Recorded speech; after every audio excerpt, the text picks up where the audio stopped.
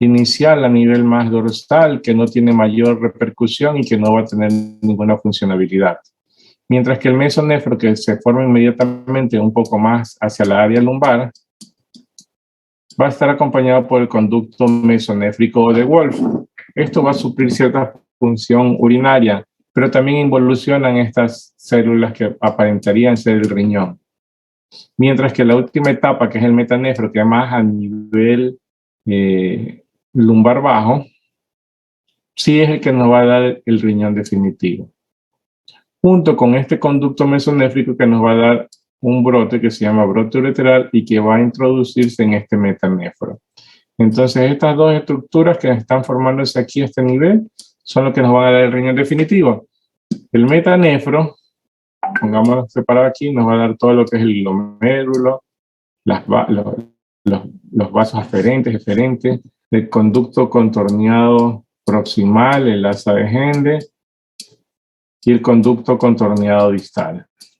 Toda esta estructura hasta acá. Mientras que el brote ureteral, que se va a introducir a nivel del metanefro, nos va a dar ureter, nos va a dar pelvis renal, nos va a dar cálices, una vez que ya se forman mayores, cálices menores, hasta lo que es el túbulo colector que viene a unirse con el túbulo contorneado distal.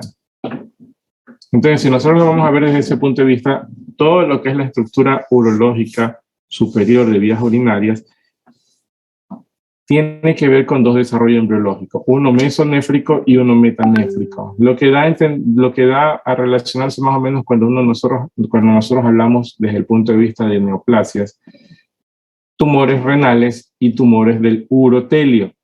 Cuando nosotros hablamos de tumores del urotelio, nosotros hablamos todo desde el túbulo contorneado, desde el asa de Henle hasta lo que es parte de vejiga incluso.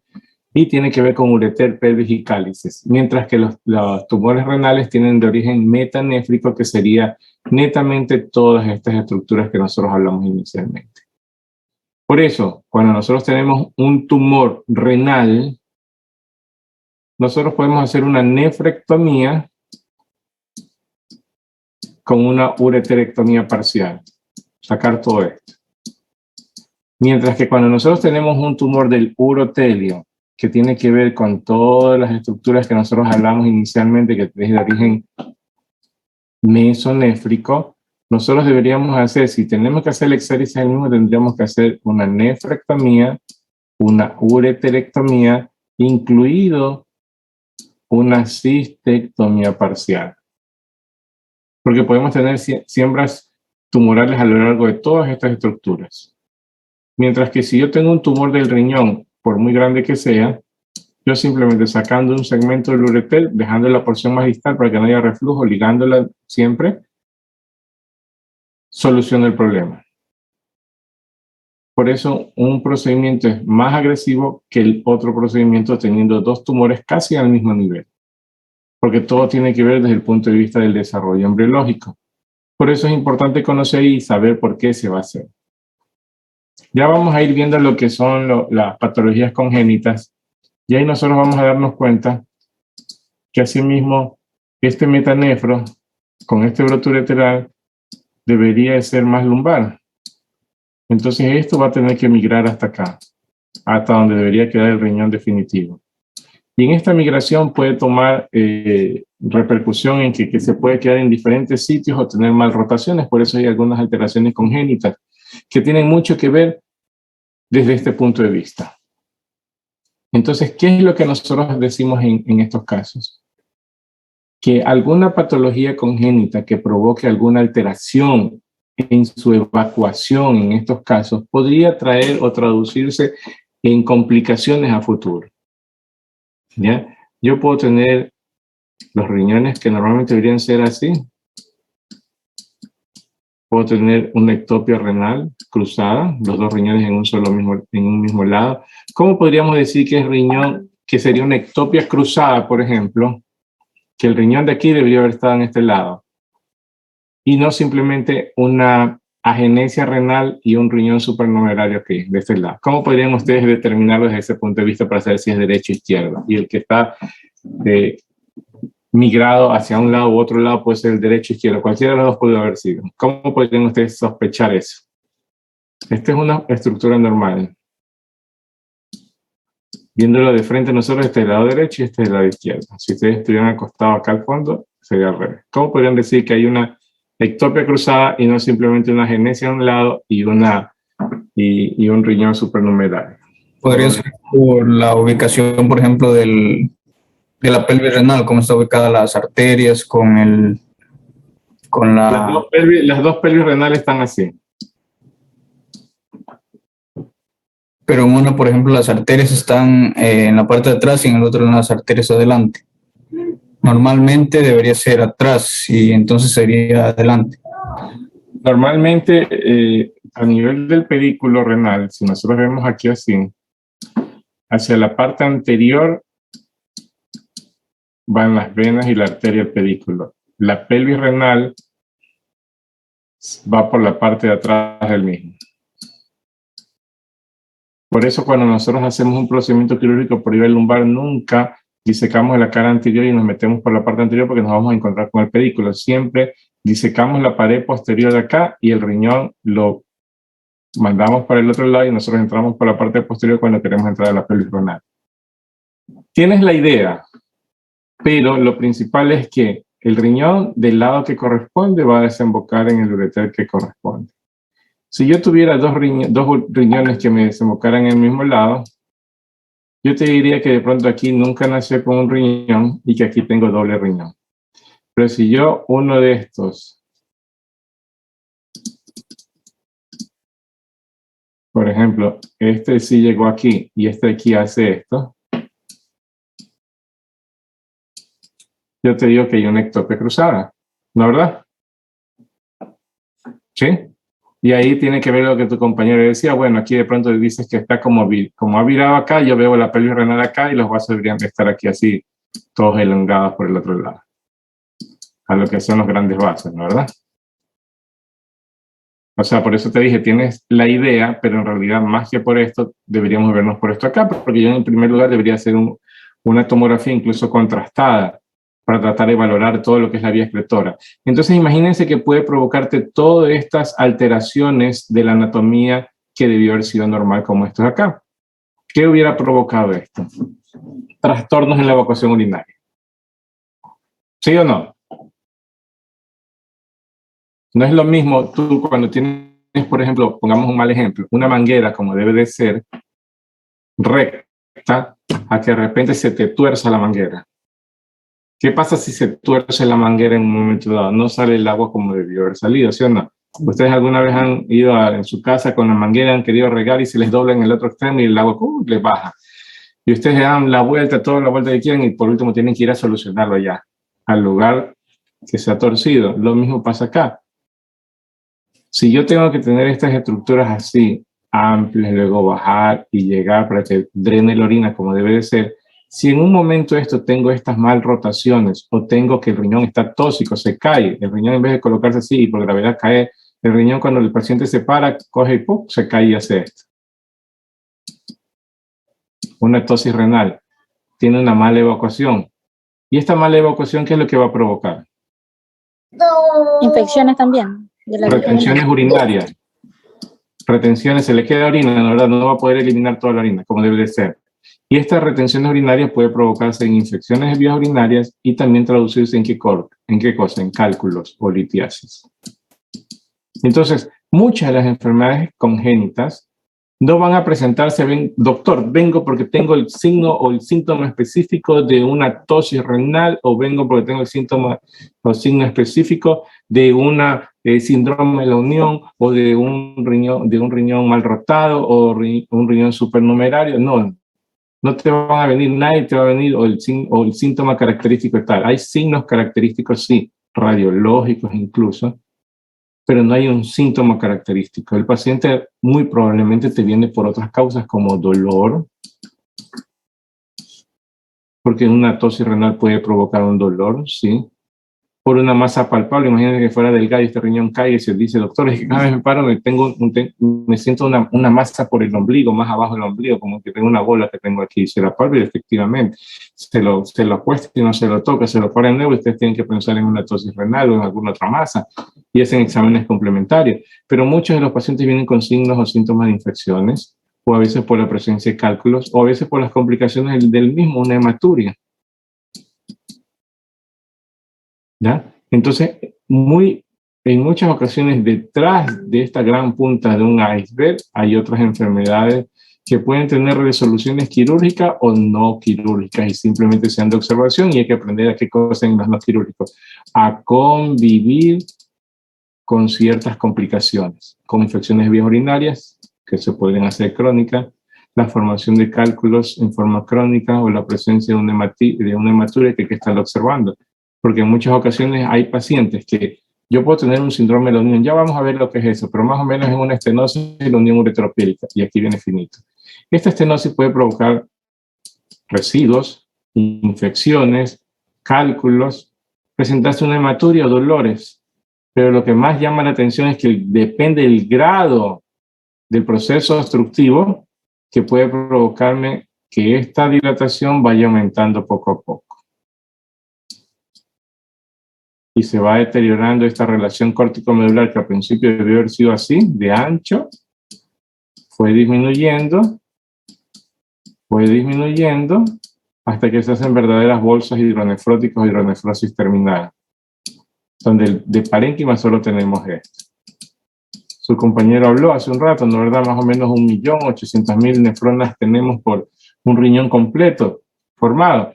Pero si se ha perdido, imagínense que yo tenía una relación córtico-medular aquí así, y ahorita solo tengo esto. Todo este porcentaje de glomérulos murieron. Entonces el porcentaje de función renal, ¿qué va a pasar? Va a estar disminuida dependiendo del grado de hidronefrosis. ¿Y qué se va a traducir en esta disminución del porcentaje de función renal? En insuficiencias renales que inicialmente van de agudas a terminar a ser crónicas. Y como su compañero hablaba hace un rato, desde el punto de vista fisiológico, el riñón cumple varias funciones, no solamente la de formación de orina, ¿no es verdad? Lo primero que te preguntan los pacientes es, doctor, ¿y ya no va a orinar o va a orinar? Es lo primero que te preguntan, es la preocupación de ellos, pero el riñón tiene muchas otras funciones desde el punto de vista fisiológico, que incluye hasta la formación de eritropoyetina que repercute en el mastócrito nuestro, ¿verdad? Entonces, si yo no tengo, yo paso de una insuficiencia renal aguda a una crónica, tengo una disminución de todas estas funciones desde el punto de vista fisiológico. El sistema renina-angiotensina, la eliminación de nitrogenados, de líquidos, incluso en una buena homeostasis, incluso también tiene que ver con el equilibrio ácido-básico, ¿no es verdad? Que me pueden provocar, ¿qué cosa? Alcalosis, acidosis metabólica. ¿Ya? Imagínense todas las complicaciones que nosotros podemos tener. Y que si nosotros vemos desde el punto de vista de sangre, al disminuir la eritropoyetina va a presentarse pacientes con hematócritos bajos o anémicos. ¿Ya? Por eso, para adelantar un poquito en lo que nosotros hablamos hace un rato, yo puedo tener un paciente con, miren,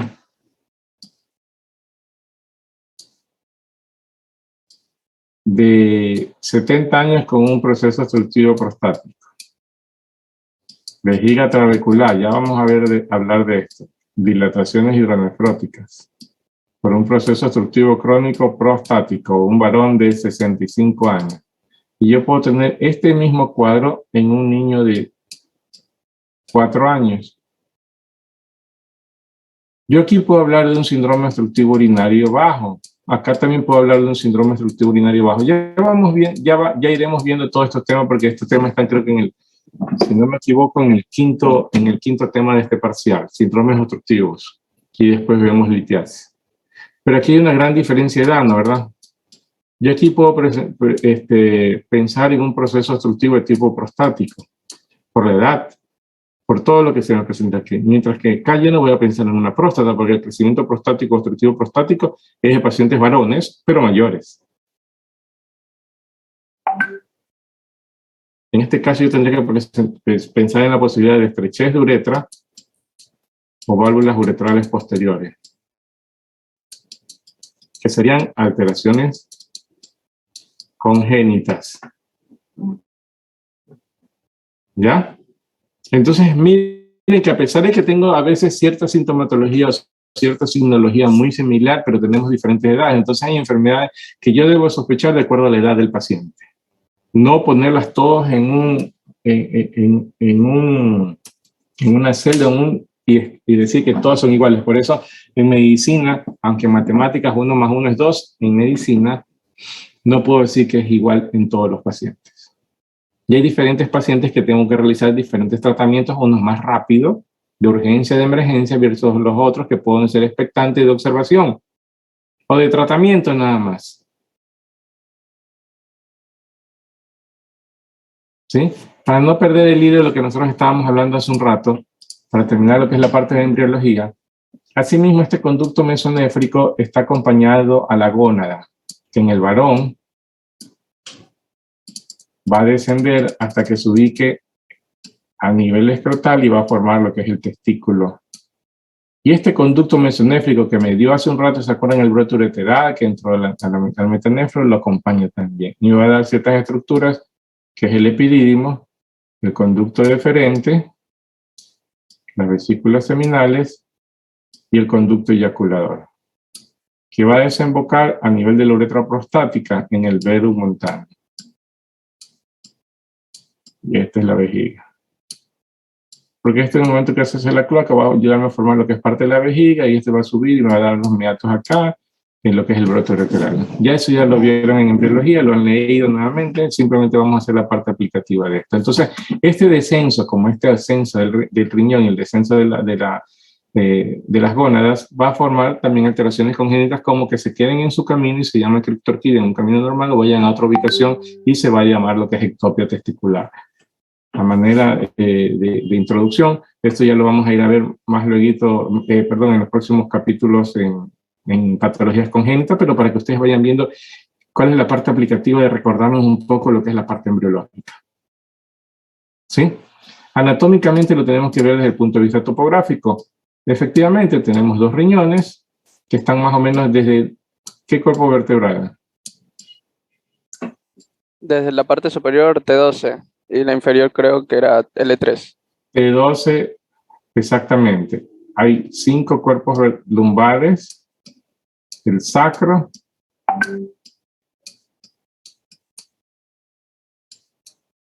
y el coxis, y el músculo lumbar. Más o menos de D12 a L1, L2 o L3, que ocupan 3 cuerpos vertebrales, más o menos 12 centímetros, con su parte cóncava y convexa, pelvis renal siempre hacia la línea media. Ahí las apófisis transversas en los cuerpos vertebrales y los ureteres van en los bordes externos de los mismos, hasta que llegan al hueco pélvico y se introducen en lo que es la vejiga. Esto lo van a acordarse siempre en una radiografía, se van a acordarse en una tomografía, la ubicación normal. El riñón normalmente está abierto hacia la línea media, lo que es el pedículo. Pero en ocasiones esta concavidad no está hacia acá, sino está hacia adelante y hacen malas rotaciones así. En vez de entrar hacia la línea media del paciente, salen así y se meten para acá después. O en ocasiones están con mal rotación posterior y lo que hacen es salir hacia atrás y vemos los ureteres acá. Todo esto hace tortuosidades de los ureteres y puede ser que cálculos que quieran bajar se obstruyan en esta tortuosidad, como el agua cuando sale a través de una manguera que está torcida. ¿Ya? Entonces, toda alteración anatómica puede provocar complicaciones por la misma situación. ¿Ya? Entonces, cuando ustedes ven una radiografía y se acuerdan esta parte de anatomía topográfica, ustedes pueden ver que las siluetas renales, normalmente ustedes dicen, ah, sí, son 3 cuerpos vertebrales, y de repente yo veo una silueta renal más grande que ocupa como 4 cuerpos vertebrales, y digo, algo está pasando, ¿no? ¿Verdad? podría ser una masa, podría ser una hidronefrosis, podría ser un quiste gigante que tengamos aquí. Entonces tenemos que pensar en hacer exámenes complementarios, por eso el examen físico va a ser importante, y su compañero hablaba de las maniobras de examen renal, puntos ureterales, puño percusión, maniobras de Guyon, Groillet, y hay otro tipo de maniobras, que si está acostado boca arriba, si está puesto el paciente, perdón, el médico de un lado o del otro, está sentado, arrodillado del lado del paciente. Cada quien va a depender mucho de qué tipo de examen se lo vaya a realizar, por eso va a ser importantísimo realizarlo físicamente, revisar a un paciente. Acordémonos esto. ¿Por qué? Porque a veces también tenemos imágenes radiopacas compatibles con cálculos.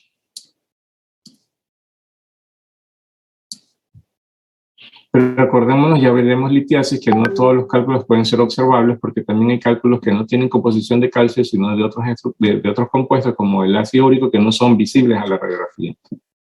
De repente tengo un cólico, tengo un aumento del tamaño renal, pero no veo nada.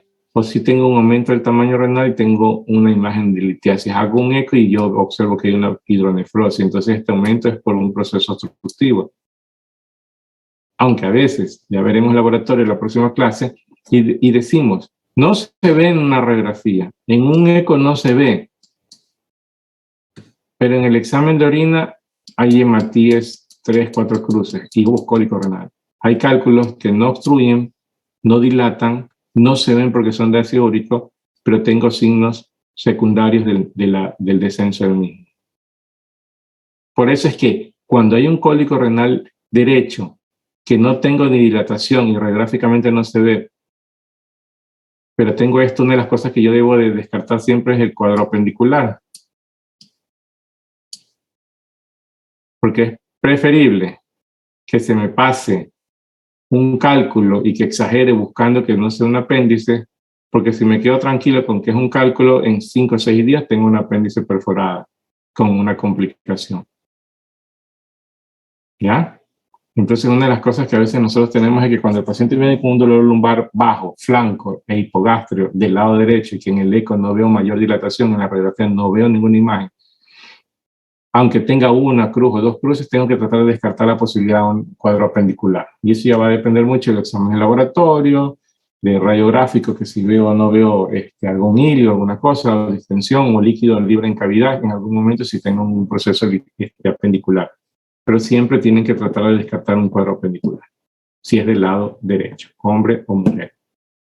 Entonces, miren que a pesar de nosotros tener conocimientos de estructuras normales anatómicas, de alteraciones que se pueden ver a nivel de radiográficos o ecográficos, a veces la sospecha diagnóstica hace que, aunque pensemos en algo, tenemos que tratar de descartar otras enfermedades.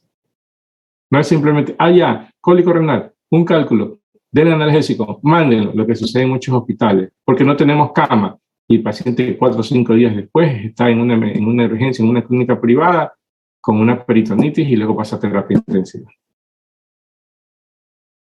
¿Sí? Por eso es que lastimosamente nuestro medio, nuestro sistema hace que en muchas ocasiones los médicos en algún momento de la vida hagamos lo que sucede en muchos casos, que no vemos al paciente, no examinamos al paciente por el apuro de ver más y más y más y más y más pacientes que son los que nos mandan.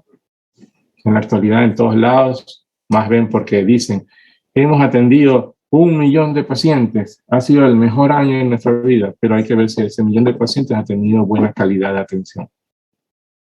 Que a veces pecamos nosotros como médicos debido a la exigencia del trabajo. Entonces nunca olvidarse que detrás de ese paciente y detrás de ese signo está la vida del mismo.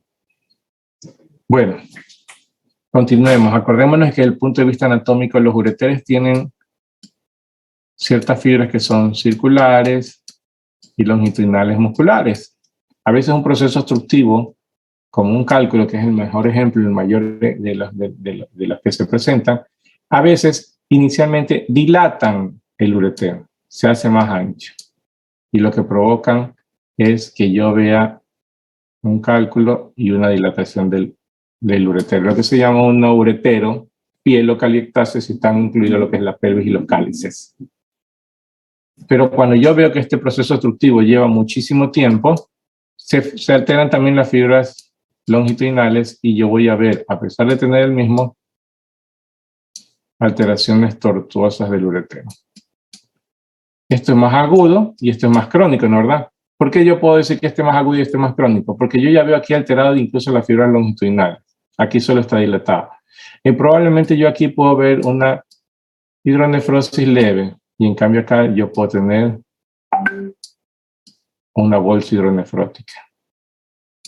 A pesar de pronto de ser paciente varón de 25 años con un cálculo igual en el mismo lugar, del mismo tamaño y el mismo tiempo de evolución del cuadro, porque a veces hay pacientes que ni cuentan se dan que están perdiendo el riñón, yo a este paciente puedo observar y esperar que salga. A este paciente tengo que hacer algún procedimiento quirúrgico y exámenes complementarios. Un proceso obstructivo crónico, incluso agudo, puede llevar a la presencia de infección de vías urinarias y causar una piohidronefrosis. Cuando ustedes meten un catéter, en algunos de los casos por intensidad del dolor y la elevación de ciertos exámenes complementarios de tipo infeccioso, ponemos el catéter para tratar de ver si sacamos el cálculo y vemos que sale literalmente pus, como cuando ustedes ponen un poco de leche condensada en un sitio. De esa característica, espesa, color, donde todo procedimiento quirúrgico se deja de realizar. Simplemente lo que hacemos nosotros es colocar el catéter doble J y salimos del procedimiento quirúrgico hasta enfriar el cuadro y en segunda instancia hacer el procedimiento quirúrgico endoscópico. ¿Sí? En la actualidad, la mayor cantidad de cirugías se trata de hacer por vía endoscópica. Igual se sigue haciendo abierta, a veces por el tiempo de los pacientes que pierden entre un hospital y otro, y a veces desde el punto de vista económico. Ahora, la vejiga también es un músculo, ¿verdad? ¿Cómo se llama la vejiga? Músculo detrusor. Detrusor. También tiene fibras circulares y fibras longitudinales. Que se contraen o se distienden para lo que es el ciclo de la micción. Si yo tengo un proceso obstructivo inferior, sea congénito o por proceso obstructivo por la uretra prostática, y aquí está el verum montano, esta vejiga, si yo tengo un proceso obstructivo de acuerdo al grado o al porcentaje de obstrucción, esta vejiga, como todo músculo, trata de hacer mayor fuerza. ¿Sí? Entonces, al hacer fuerza, estos músculos se hipertrofian y pueden provocar, dependiendo del grado de obstrucción urinaria, vejigas trabeculares que se llaman en columnas y celdas o vejigas de lucha. Normalmente debería haber una vejiga así, con unas paredes lisas. Por ahí los vasitos, rosaditos y cosas así. Pero si yo ya comienzo a ver trabeculaciones en una citoscopía o engrosamiento de la pared vesical en una ecografía, yo digo que esto es una vejiga de lucha. Que el grado obstructivo, a pesar de que me diga, doctor, pero no, si recién desde ayer comencé a tener molestias, no, hay signos ecográficos que me indican que no es de poco tiempo de evolución. Más aún, con el ejemplo que le dimos anteriormente, si tienen globos vesicales o residuos importantes y uretero pirocalcitasia bilateral con alteración de la función renal, que incluso tengo una creatinina de 3 o 4, me va a indicar incluso que hay signos que me indican procesos crónicos. Sí, alteración que me indican procesos agudos o crónicos. Hematócrito, como nosotros decíamos, porque hay alteraciones fisiológicas ya a nivel renal. Son pacientes con hematócritos de 25%. Descartamos la posibilidad de un sangrado en algún lado que sea el mismo. O de pronto procesos anémicos por mala alimentación, si hablamos de pacientes mayores de edad. Yo le puedo decir en un momento dado, mire, yo te puedo operar de la próstata. Imaginemos que fuera la próstata. Le pongo una sonda, mejoro esta ectasia, pero la creatinina no me mejora y el hematócrito seguimos igual. Entonces yo le digo, mire, yo lo desobstruyo a usted. Va a poder orinar, pero usted teniendo una creatinina elevada con hematócritos bajos, me indica que usted tiene ya un proceso crónico que está teniendo una insuficiencia renal crónica y tendría que pasar con un nefrólogo para el tratamiento continuo posterior a la cirugía. o si es prequirúrgico, también hacerle una buena valoración, porque a veces, en muchas ocasiones, acordémonos que también tienen alteraciones del equilibrio ácido-base, que son pacientes con este tipo de alteraciones en forma crónica, que debe de estabilizárselo para entrar a un procedimiento quirúrgico, para entrar en las mejores condiciones. Más aún, si tienen antecedentes renales, como insuficientes renales ya por una diabetes, o alterados también con pacientes con cirróticos, son pacientes complejos que se deben de ver cómo va la evolución del mismo. Entonces, miren, conociendo alteraciones embriológicas, conociendo qué alteraciones me pueden presentarse en un momento dado y cuál sería la causa de las alteraciones anatómicas, me están indicando las enfermedades, incluso el tiempo de las enfermedades mismas, para saber cuál es el procedimiento quirúrgico que yo le estoy proponiendo, si yo puedo esperar o no, y cuál es el pronóstico posterior después de este tratamiento. ¿Ya? Yo he tenido pacientes que hemos tenido esto de aquí, perdón. Le pongo una sonda, la creatinina que está en 30 y en 3.4, se le normalizó, ya tenía una hematuria, se le puso sangre, le vieron los otros exámenes, no tiene alteración de la función renal, algo fue agudo, se estabilizó su hematócrito, lo operamos y el paciente se fue tranquilo sin ningún tipo de alteración. Y hemos tenido pacientes también que el mayor problema de los casos es que son mayores de edad. Y viene el doctor, ¿y cómo está orinando? Doctor, está orinando bien y orina demasiado, doctor. Moja todo, los pantalones, la ropa, la cama. Tengo que comprar, ya he comprado como 3 colchones este año. Y en realidad no, en realidad hemos tenido una vejiga de lucha. Hemos tenido globos vesicales donde ya el proceso obstructivo es tan grande que ya no puede orinar, y que esta vejiga que estaba tan repleta con todas estas alteraciones, lo que está provocando es una incontinencia de rebosamiento. ¿Cuál es la incontinencia de rebosamiento? Es que se llena tanto que ya no tiene dónde más tener, y hay la tata que comienza a salirse al igual la orina. Y hay el goteo, que no tiene continencia el paciente. Y no tiene una incontinencia como tal, sino una incontinencia de rebosamiento, no por falta o alteración de los esfínteres. ¿Sí? Entonces, cuando su compañero hablaba, el riñón tiene funciones desde el punto de vista fisiológico, pero adelantando un poquito. El uréter simplemente es un conducto que, si bien es cierto, tiene esta musculatura y este peristaltismo para ir bajando orina más rápidamente, la vejiga es un reservorio, y como es un músculo, provoca la eliminación a través de la uretra de orina, y a través de la uretra no solamente sale orina, sino también sale el semen en el momento para la procreación, en las relaciones sexuales y en la eyaculación. ¿Sí? Entonces, cada quien conociendo la anatomía, cada quien conociendo la parte fisiológica y la alteración del mismo, yo puedo determinar qué es lo que va a suceder. Por eso hay 2 arcos reflejos. El arco reflejo miccional, ¿cuál es? Aquí intervienen el parasimpático y el simpático, ¿no es verdad? Ustedes se acuerdan que la vejiga,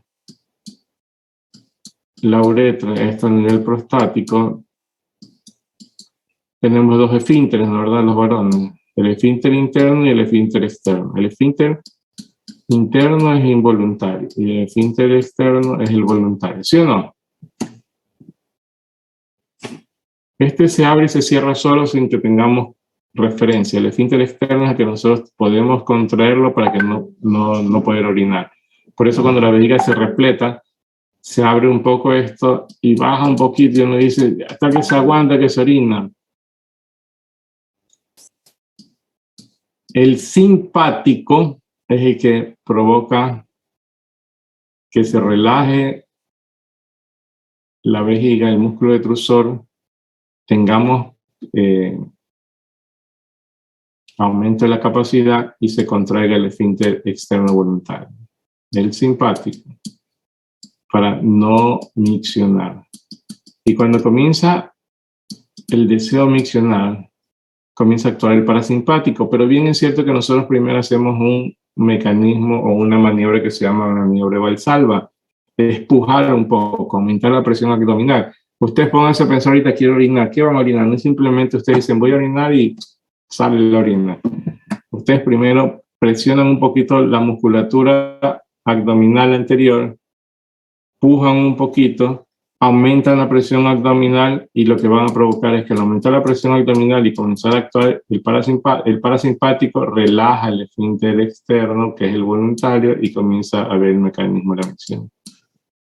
Todo esto está a nivel del sacro 1, S1, S2, que es el centro de la misión inferior. Por eso, alteraciones por encima del centro de la misión a nivel de médula o debajo del centro de la misión pueden provocarse las diferentes vejigas neurogénicas. La flácida o la espástica. La espástica es la alta por encima del centro de la misión y la flácida por debajo del centro de la misión. Lo que se van a ver en pacientes con traumas de cráneo encefálico, trauma de columna, o a veces enfermedades metabólicas como la enfermedad de la diabetes, que puede provocar una vejiga neurogénica por alteración por debajo del centro de la misión desde el punto de vista metabólico, que sería periférica, por alteraciones de la mielina. Por eso vemos vejigas de grandes capacidades que no tienen capacidad de contraerse. Ya veremos eso, lo vamos a ver en vejigas neurogénicas en el segundo parcial. Pero para ir metiendo un poquito de todo y poder entendemos el punto de vista fisiológico, entendemos el punto de vista de anatomía y de dónde están las alteraciones, sabemos por qué se presentan en estos casos de tal manera y en estos otros casos de otra forma. ¿Sí? Entonces, cuando hay el mecanismo de la eyaculación, en cambio, también actúa el parasimpático y también el parasimpático y el simpático. Aquí es al revés, mire. En una forma mnemotécnica, si no me acuerdo, el simpático, en el momento que actúa el simpático, cuando yo tengo deseo de orinar, esta actuación del simpático haga que no me orine. Imagínate. Tranquilo, estoy simpático, no siento vergüenza. Imagínense si me orinara en ese momento. El simpático me hace aguantar las ganas de orinar y no me orine, porque si no sería una vergüenza. Acuérdense de ese punto de vista. En cambio, en la erección es al revés. Para ver lo que es la erección, si bien es cierto, los cuerpos cavernosos tienen una túnica, que es la túnica, aquí le voy a poner un poco separado, pero es bien pegado, ¿no? La túnica albugínea. Y aquí hay las vénulas de retorno venoso. Cuando llega sangre, provoca elongación y provoca distensión lateral. En el momento que provoca esto, aquí está actuando el parasimpático.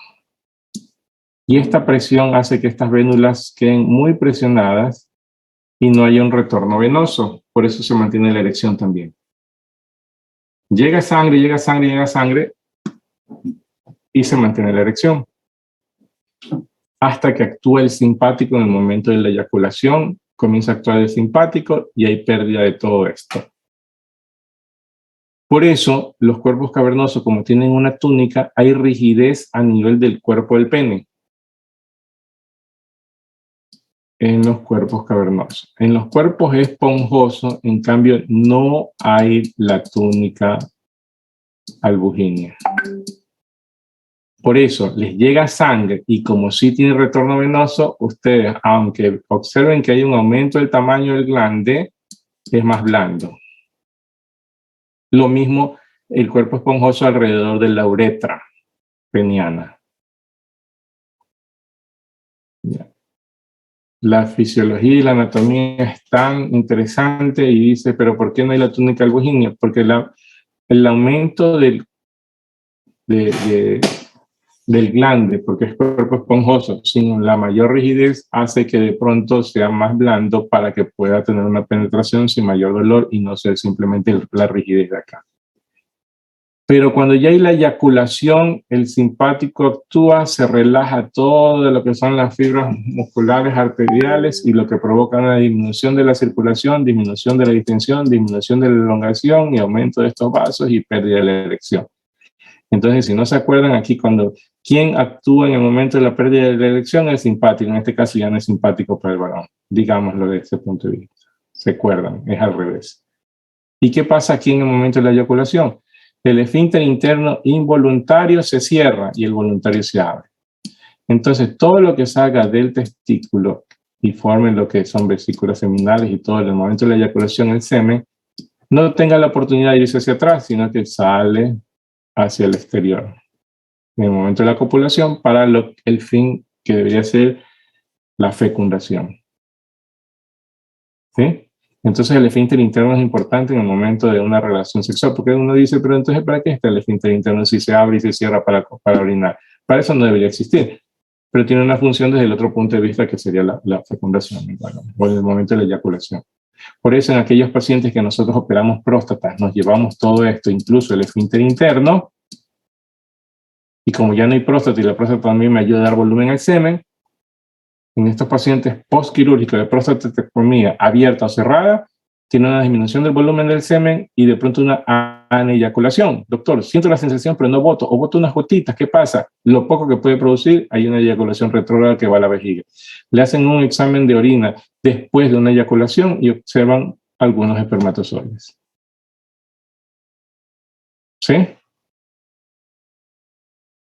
Miren cómo, conociendo parte de la semiología, perdón, de la fisiología, de la anatomía, de cómo se debe de funcionar todo esto, se explican muchas cosas que suceden.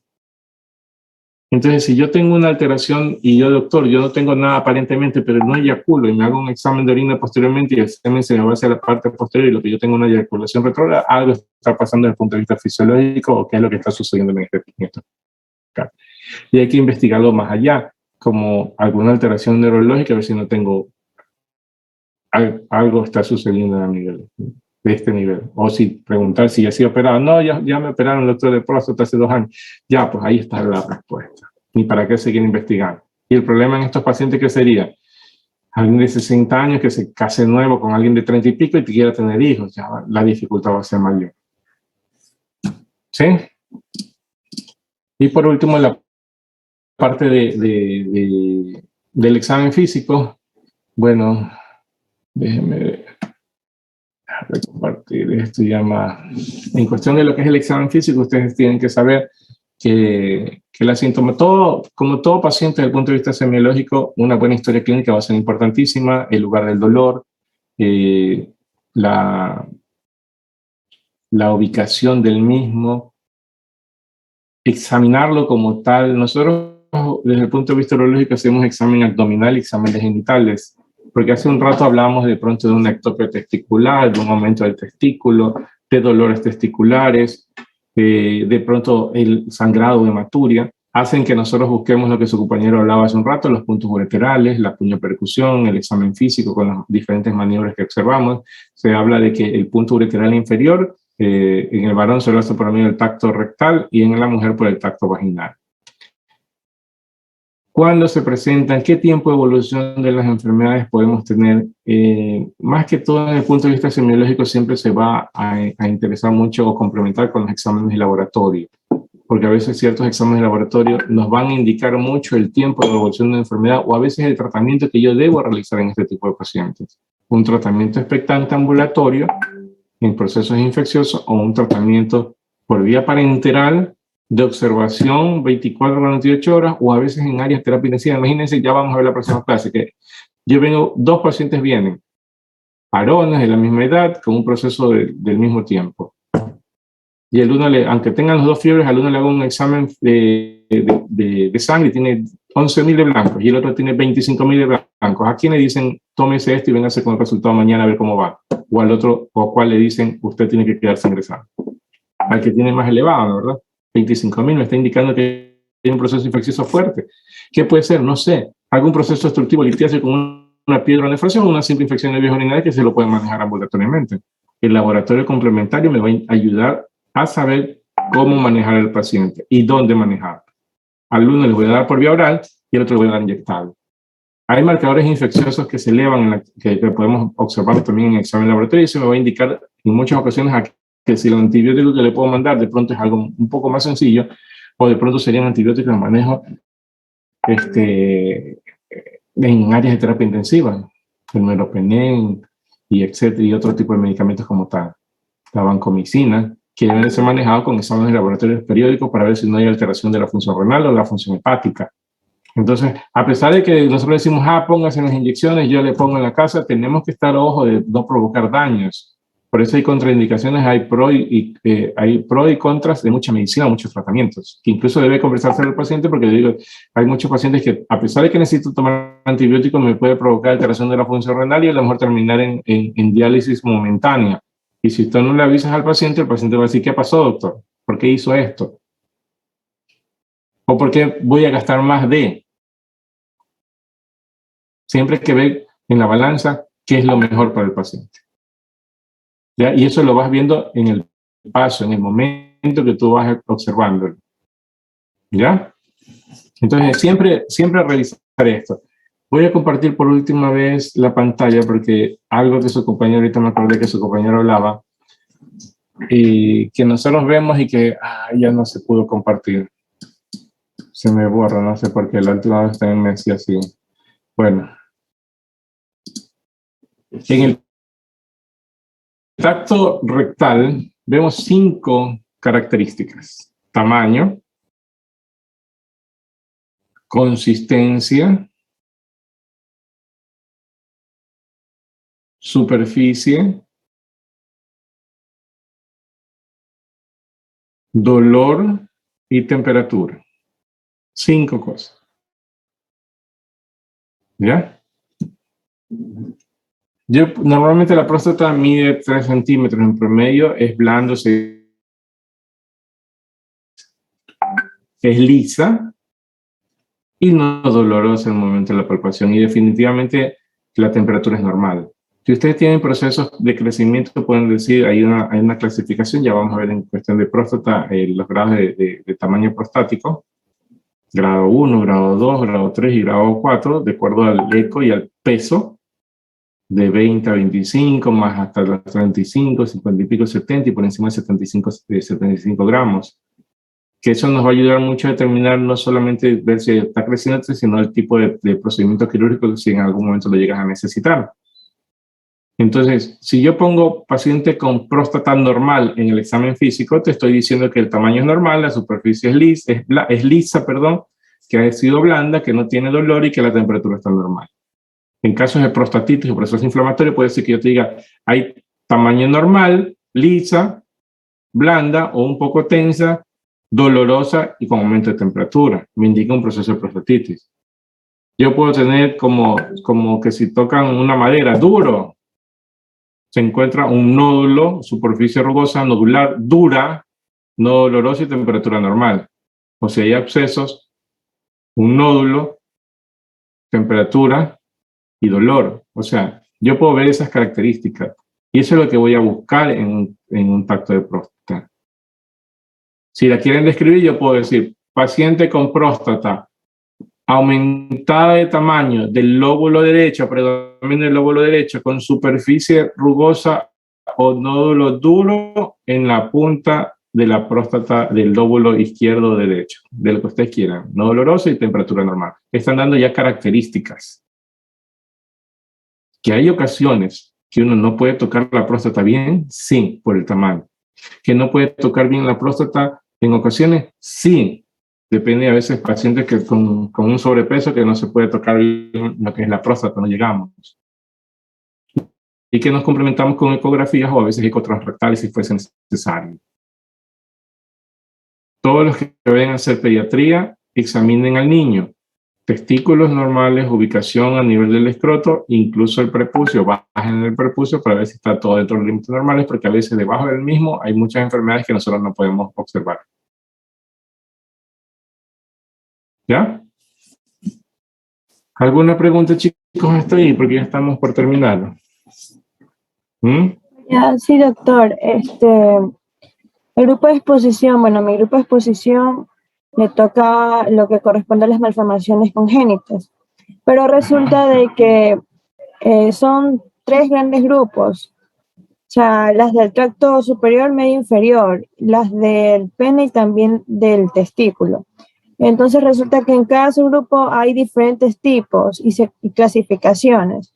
Entonces no sé si de pronto tengamos que escoger las más importantes, y también quisiera saber si hay que recalcar mucho el tratamiento o explicarlo de manera general. En forma general nomás. Acuérdense que ustedes es urología general. Ustedes pueden decir, son 5, yo voy a hablar de las alteraciones renales en forma general, en su número, en su ubicación, en cualquier estructura, dependiendo de lo que ustedes vayan a leer en las clasificaciones, pero pueden explicarlo. El otro va a hablar de ureter, de vejiga, el otro habla de las alteraciones de genitales y cosas por el estilo. Es una cosa general, como estábamos hablando hace un ratito, saber cuáles son, saber qué se presentan, de pronto cuáles son los síntomas y si hay tratamiento o no, pero no cirugías o tipos quirúrgicos y cosas por el estilo.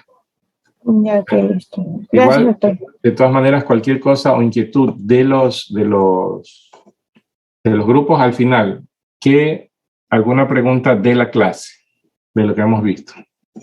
Alguna inquietud, alguna cosa que no supe explicarme bien. Normalmente las clases yo las voy a dar así, como les digo, no voy a repetir lo que ustedes hablan, voy a tratar de sacar la información que ustedes están dándose, de lo que ustedes en teoría han leído, recordando lo que ya han visto previamente y aplicable a la parte práctica, unirlo. ¿Por qué me interesa conocer esto? Si yo tengo alguna enfermedad, ¿qué es lo importante que yo puedo pensar en lo que yo ya leí o aprendí? ¿Sí? Como les dije la vez pasada, y si no les dije, les digo en este momento, es desarrollo del pensamiento crítico ya en estos años, no del desarrollo de nuevamente o insistir en el pensamiento del aprendizaje de memoria. No, ahorita no, ustedes no pueden ya estar aprendiendo de memoria, sino desde el punto de vista crítico. O sea, ¿qué pasa? ¿Qué hay? ¿Por qué? ¿Cuándo? ¿Qué darle? ¿Qué hacerle? Tengo de pronto algún tipo de complicación y si se me complica, ¿qué es lo que hago? Eso es lo que me interesa, nos interesan a los profesores que ustedes en este último semestre, previo a que ya prácticamente salgan a un internado y se gradúen y salgan a la rural, vean desde este punto de vista. Si no me lo sé todo, porque nadie se lo sabe todo, no, pues, algo pasa, voy a buscar información, voy a preguntarle a alguien, porque no me puedo quedar aquí. Si se me complica, ¿qué hago? No simplemente decir, esquematizar todo, tómese esto y nos vemos en tantos días y si se complicó, vaya a tal sitio y no me interesó qué más pasó. ¿Por qué me pasó? ¿Por qué no le cambié esto? ¿Por qué le di esto y por qué no le di esto otro? Para que no vuelva a suceder. Porque de que nos puede suceder, nos puede suceder. Como dice la gente, al que no le sucede es porque nunca lo hace. ¿Ya? ¿Alguna inquietud? Yo tengo una pregunta. Dígame. Usted dice que el simpático es el que actuaba sobre el esfínter interno para que el hombre cuando tuviera la eyaculación no saliera a la orina, ¿cierto? ¿O entendí mal? No, la eyaculación no salía a orina, no. En el momento, el parasimpático actúa hasta la eyaculación. Yeah. Cierra el esfínter para que el semen no se vaya hacia atrás, sino que salga hacia afuera. En el momento que llegue la eyaculación comienza a actuar el simpático. Y ahí viene con la contracción de las fibras musculares arteriales para que disminuya la llegada de sangre al cuerpo cavernoso y pierda todo el resto. Ya. En el caso de los pacientes posquirúrgicos de próstata, decía usted que también inclusive se iba a lo que era el esfínter interno. Estos pacientes cuando tienen eyaculación pueden orinar también durante la eyaculación, porque como ya no está el esfínter interno, que es el que se cerra. ¿Pueden orinar? No, normalmente no. Normalmente no debería de ser así, pero podría salirle gotas de orina, sí, en algún momento. Podría sucederle, sí, pero normalmente no pasa. Gracias, doctor. Listo.